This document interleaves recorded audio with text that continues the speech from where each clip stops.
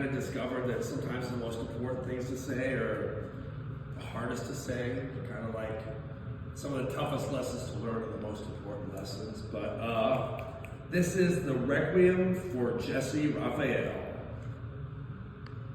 It's been rough coming to grips with watching you fade away. Tougher still trying to make sense of it. Someone is a big part of your life for more than half your life, and boom, they're gone. Not quite in the blink of an eye, and yet still the end was so shocking and sudden. The questions were hard. Trying to find meaning in it all harder still. And trying to find something, some abstract evil, a villain to lay the blame at its feet. At first I thought of it like a vampire, sucking the life out of someone. Something that feared the light of day. But garlic wouldn't stop it, and this type of assassin can embrace a cross, so that didn't quite fit. The only certainty I found is its aversion to life and love. We met as princes in that palace of pancakes so long ago. Lots of laughter, the plate, the running man, giving Kyle hell, and how could I ever forget the chickenpox 21st birthday? And then time marched on. Those afternoons sharing music at the House of Ice.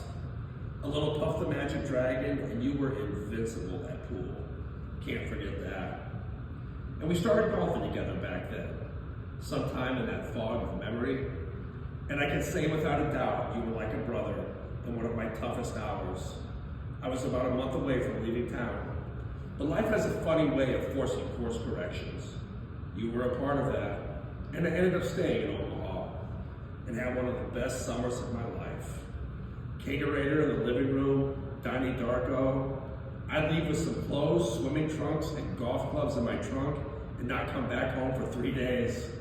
We even had a dude on the couch, and I still miss that deck in the backyard. And time moved on, and we went separate ways. Came full circle back together again. You had picked up the hard hat, I made my way downtown, and we found ourselves in the compound, under the same roof again. What an era. Coco and her pot pies, playing air trumpet to the Beatles. Who needs a dining table when you have a poker table and 2 TVs in the living room? And then that morning knock on the door. Heck, I didn't even get out of bed. I just yelled, "Dave, it's for you!" And it was. Comedy equals tragedy plus time, they say. And there sure was tragedy on the horizon, but then we had no idea. We all moved out, but stayed in touch. And your first night over at my new place, I remember your face when we were surrounded by 12 cops, thinking I was trying to break into my own car. It took me almost 10 years, but I'm over that mess you left in the bathroom that night.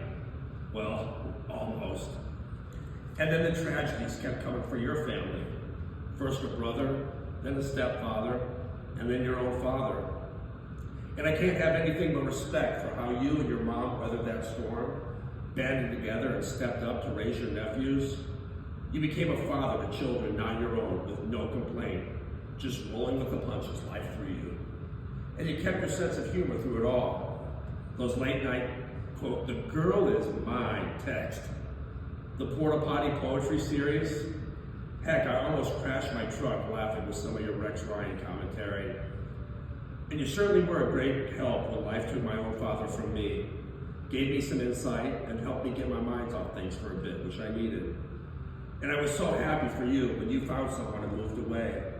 It was great to be a part of you and Dial 9's life. Even made a couple visits out there. So sad that didn't work out. Sadder still to see how it affected and changed you and your beliefs. I know hindsight's always 20/20, but looking back, I think that was how the lethal apparition that took you from us began to reveal itself. It wasn't the new beliefs themselves at fault. The poison lied in the thought that everyone else needed to share your beliefs for themselves. But humanity is a diverse species, and we all need to understand things in our own way. It was like a red flag planted, laying claim inside the mind of its next victim, hell-bent on consuming them from the inside out. And in all honesty, those last few years have taken me some time to unpack, to find lessons, to honor the memory of my friend who so desperately wanted to teach others something. To look past what went wrong and still hold on to the memories of my friend at their best. To get past the what could I have done, the what should I have done. Those can be hard questions to let go of.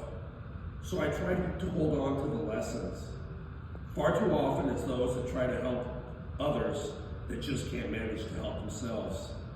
I probably need that reminder from time to time, but it's a lesson that came at far too great a price. But at last I can look back on the past 30 years with fondness. Thanks for being like a brother. Thanks for the memories. I'll cherish them always.